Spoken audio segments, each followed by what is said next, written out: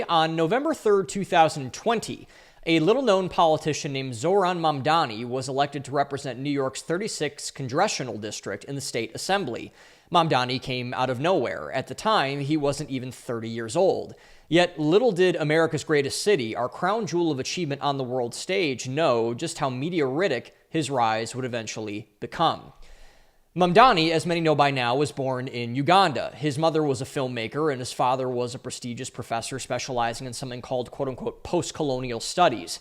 In other words, they were radicals, and Mamdani was incubated as such. After a brief stop in South Africa, admittedly an odd place for a quote-unquote post-colonialist to choose to live, by the way, the Mamdanis moved to New York when Zohran was 7, settling in, go figure, the Upper West Side. To Mamdani the Younger's credit, he acknowledged this leg up immediately. Quote, "I never had to want for something, and yet I knew that that was not in any way the reality for most New Yorkers." End quote. Mamdani was also raised a devout Muslim and advocated from a very age for anti-war and pro-Islamist causes around the world. In 2014, for example, he founded the school's chapter of Students for Justice in Palestine while graduating with a degree in Africana Studies. He soon found work after graduating from Bowdoin College, a prestigious liberal arts college in Maine, as a foreclosure prevention and housing counselor that assisted low-income families in New York City avoid getting evicted. It was here where the seeds for the incredible rise of Zohran Mamdani were planted, as all Marxists and communists do, and Mamdani certainly is both of those. They use their positions of privilege and prestige to appeal to the underclass of a society. That's how they get their power, by quote-unquote renouncing their own advanced positioning to quote-unquote advocate for those who are trampled on by the rest of the ruling elite. It was the entitled, the privileged, the wealthy that led the revolutions in France, the Soviet Union, China, and all the rest. In his role, Mamdani primarily worked in Queens to help people who were served with eviction notices fight back and stay in their residences. If anyone has been in this situation before, it's absolutely awful. A home, particularly one with a family inside, symbolizes something much more than shelter. It is the place where your children grow up, where birthdays are celebrated, where people can find rest after a long day of work. That level of stability being threatened by the government, whether justly or unjustly, is a very disorienting and humiliating thing to endure. It throws everything you know into chaos. Zohran Mamdani noticed this right off the bat, and with his entire life seemingly pointed in this direction, began to craft a coherent message out of his experiences dealing with the New York City affordability crisis. In 2015, Mamdani began work on local political campaigns and officially joined the Democratic Socialists of America, where he began to learn from the failures and successes of the most radical politicians in one of the most radical cities in America. In addition, Mamdani, like fellow radical Beto O'Rourke, started a music career. But unlike O'Rourke, who is idiotic and stupid, Mamdani picked a more relevant choice of music to delve into: hip-hop. Mamdani kept his ear to the streets and his eyes on the culture to keep a relatable and socially palatable image to align with the primary targets of his future base: young people, and how they seemingly couldn't get ahead in anything. After a couple of years in the underbelly of New York City politics, Mamdani launched his bid for city council in 2019. New York's 36th district was a perfect choice and exactly where Mamdani experienced the worst end of New York's affordability crisis, Queens and Astoria. He was immediately endorsed by the Democratic Socialists of America and went full steam ahead into what has become one of the most remarkable political rises we've seen in years. Zohran Mamdani, unlike more notable leftist political figures arising in this era, picked less viral topics to campaign on, surprisingly. You see, there's an error in the way that most people, particularly on the right, view Mamdani. They see all the crazy posts about October 7th, or wanting to tax white people more than other races, or about seizing the private property of New York City grocery vendors, and believe he's an insane psychopath, intent on destroying the greatest city in the world. And to their credit, they're right. Although Mamdani was as progressive and woke as they come, all issues related to things like gender-neutral bathrooms, systemic racism, and the acceptability of the American flag were shoved to the side. Mamdani had opinions on all of them, certainly, and has made them clear when asked. But the brilliance of Zohran Mamdani, like all the other brilliant revolutionaries throughout history, focused on something underneath all of those issues: economics. The three-legged stool of Mamdani's city council campaign was as follows: housing reform, police and prison reform, and the public ownership of utilities. Even in regards to the law enforcement issue, Mamdani had a very black and white vision of the way he saw the world: the rich versus the poor, the haves versus the have-nots. He appealed to something not on the surface like race, gender, or sexual orientation. Instead, he appealed to what he knew hurt people the most, particularly in New York City: money, and why almost no one had enough of it to get by. This is why the analogies, caricatures, and hyperbole that gets thrown at Mamdani by his critics isn't landing. Their analogy, while somewhat right, is also mostly wrong.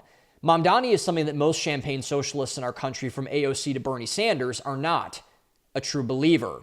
Mamdani means every single thing that he says. He represents a true radical, a breed that can only be developed and incubated by years and years of resentment, a boiler room and pressure cooker that has been ignored for far too long. That boiler room and pressure cooker? The middle and working classes of New York City, those who do not work in banking, finance, entertainment, or fashion. Mamdani's role as an eviction aide never touched a single person involved in any of these sectors of New York's economy. Instead, he talked to all the people that served those people, the people that did their dry cleaning, drove their Ubers, and scrubbed their toilets. Mamdani, for all that is said about him, at least had the courtesy to get to know and understand his voters before getting into office. This is why people, including people who share a majority of his views, by the way, are terrified of him. He's a true populist, someone who knows deeply what the people he represents likes and, more importantly, what they hate. The most difficult part for Mamdani's inaugural campaign was getting the endorsement from the Democratic side of the aisle. His primary election with a firmly entrenched establishment Democrat took almost a month to call, but nonetheless, he got over the hump.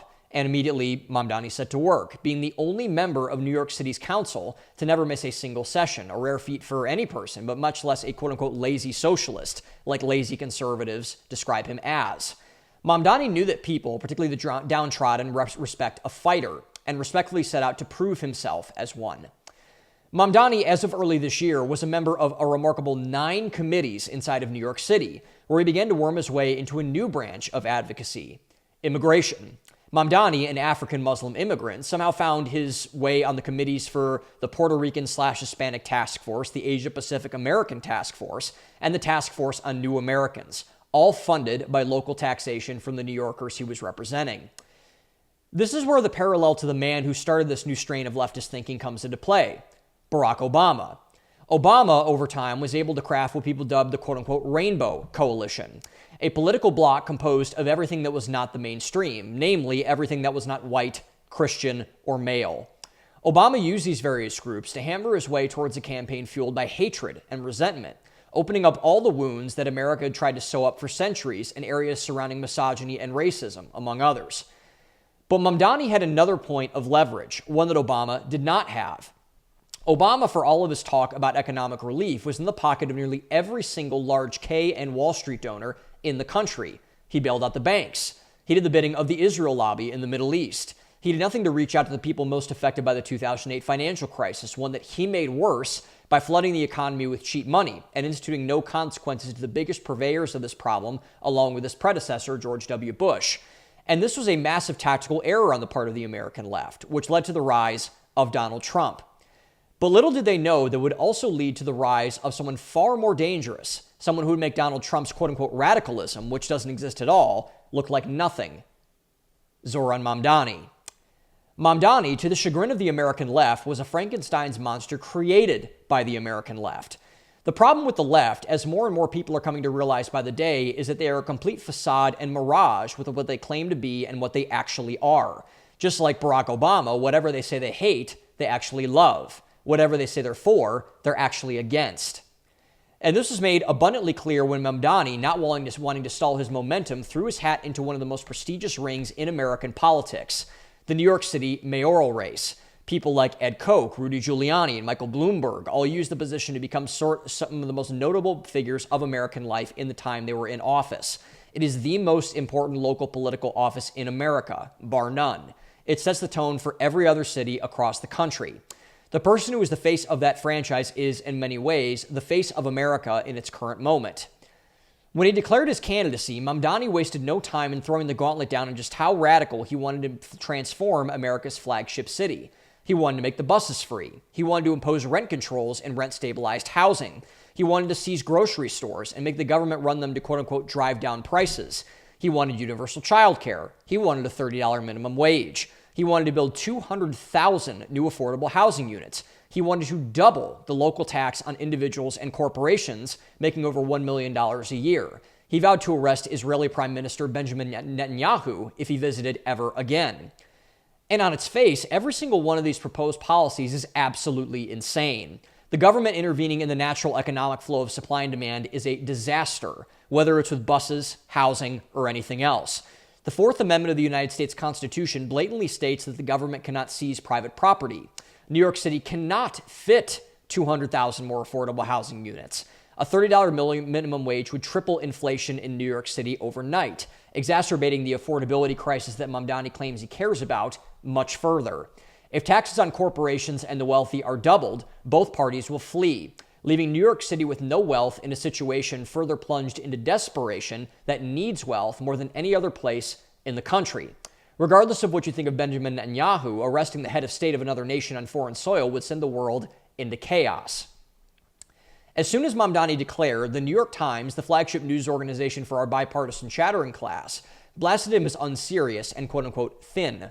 The Atlantic, the flagship news organization for neoconservative foreign policy and neoliberal economic policy, called his campaign quote-unquote magical realism. Why?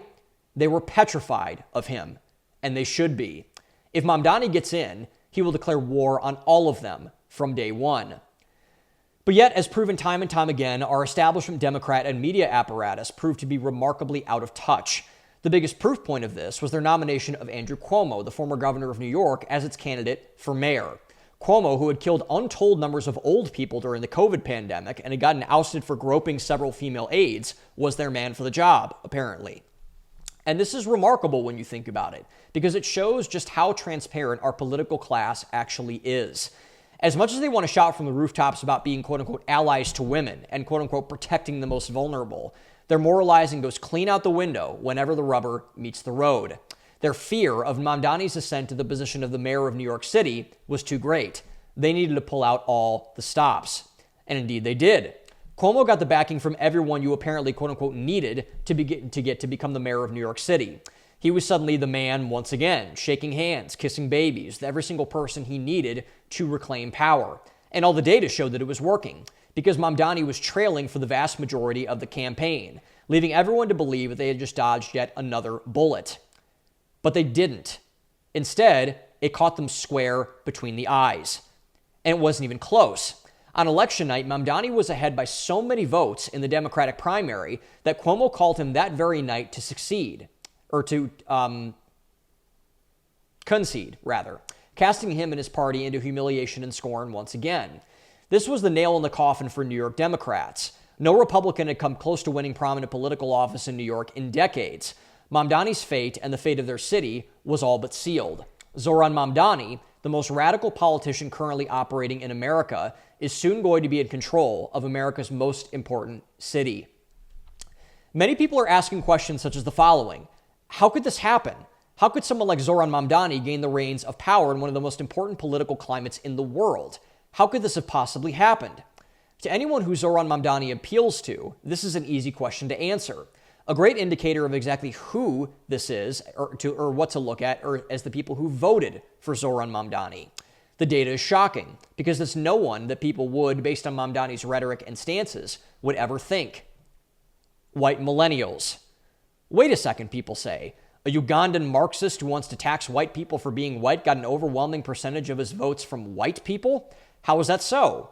If it is this, if anything else, it shows the blindness of our ruling elite, those who have made no attempt at all to understand anything about the people they govern and what they care about. But if, for the sake of argument, they were curious about it, what would they find? What do white millennials have in common, exactly? The answer? They were all absolutely screwed by the 2008 financial crisis and its after effects. They are the most nihilistic generation on record, the ones who believe, perhaps rightly in some cases, by the way, that the world is so broken, the economy so rigged against them, that they'll never achieve anything out of merit. Many of them believe that they will never be able to get married, start a family, open a business, retire on time, or own a home, and all that data is starting to prove that out. Because the sadder truth, many of them will be right. It all goes back to Zohran Mamdani's first job when he was helping poor people not get evicted from their homes. Too many people are saying that he's stupid. He's not. He's one of the smartest politicians working today. He knows what moves the needle for people, and it's not preferred pronouns or the amount of melanin in your skin. It's about the money in your wallet and the balance of your 401k. It's about sending your kids to good colleges. It's about being able to lift yourself up out of poverty and enjoy a life for yourself, a better life for yourself. That's what Americans care about. More importantly, that's what our ruling class doesn't care about. It should be said, obviously, that Zohran Mamdani and his policies as future mayor of New York City will not fix these problems at all. In contrast, they'll make them all worse, and much worse, as mentioned. The poor will get poorer, and the rich will flee and get richer. New York City, once the bright, shining city on the hill of the American Republic, will become a trash heap and a wasteland, all by the ironic doing of its own voters and their newly anointed savior. So why do people vote for him? Because they're sick of people like Andrew Cuomo. At least Zohran Mamdani puts up a convincing argument that he actually cares for his constituents. Andrew Cuomo clearly doesn't, so much so that he's willing to kill thousands of them to enhance his own political career and sell a book off the back end of it. Desperate people do desperate things. The desperate thing to do in this situation is to elevate a despot, someone who is so antithetical to what the people who have failed the younger generations are, that they have no choice but to use that person as a blunt instrument to get their point across to the people that have failed them.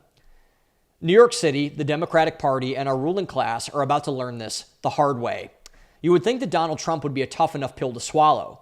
Just wait until Zohran Mamdani ascends to power, and his message gets amplified further. There will be a national movement unlike anything we've ever seen. There will be revolt, uprisings, true challenges to the established order, particularly on the left, like we've never seen. All because of one variable: class. Everything we've experienced that's been tumultuous in this country, from race to transgenderism, is all disguised as a class problem. I'm not a Marxist. I don't agree with anything that Zohran Mamdani says or does, except for that point. When you avoid talking about class, when you willingly allow people to descend into poverty and squalor, don't be surprised when that same group of people elevates someone that puts your head in the center of a guillotine. Because at the end of the day, it won't be their or that person's fault for doing something about their problems. It will be yours for failing to do anything about theirs.